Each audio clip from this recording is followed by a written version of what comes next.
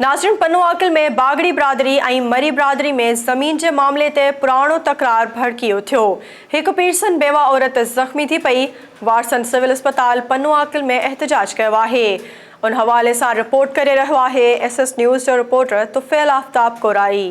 पनुआकिल लग गुजर बागड़ी में केतरे अरसे का वठी मरी ऐं बागड़ी बिरादरी विच में ज़मीन की मालकी तां झेड़ो हली रहियो हो, जेको हिकु दफ़ो ॿीहर भड़की उथियो आहे। उन हवाले सां जेको आहे बागड़ी बिरादरी जी औरत सख़्त ज़ख्मी थी आहे, जंहिंखे पनुआकिल जी तालका अस्पताल दाख़िल कयो आहे, जिते बागड़ी बिरादरी जूं ॿियूं औरतूं सरापा एहतजाज आहिनि। असां उन्हनि सां ॻाल्हि ॿोल कंदासीं त उन्हनि जो छा चवणु आहे। साल जा वेठा आहियूं, मरी असां सां झेड़ो करनि था, बाथरूम ठाहिनि पिया न, उन जे करे वरी उहो अची करे झेड़ो करनि था, चिरीवाला ॾेखारनि था। असां तमामु असां खां ज़ुल्म थिए थो।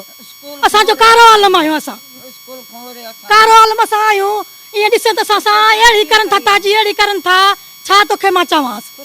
असां हाणे कुर्सीअ शाह खे इहो असां चऊं था, गुजर ॻोठ में झेड़ो थिए थो।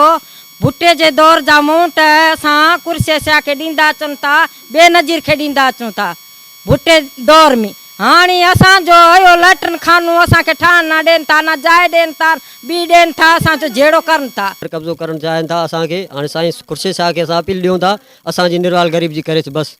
असां इहा ॻाल्हि गुजर ॻोठ में वेठा आहियूं। गुजर हो अज़ीज़ाबाद में आहे, असां गुजर ॻोठ में आहियूं।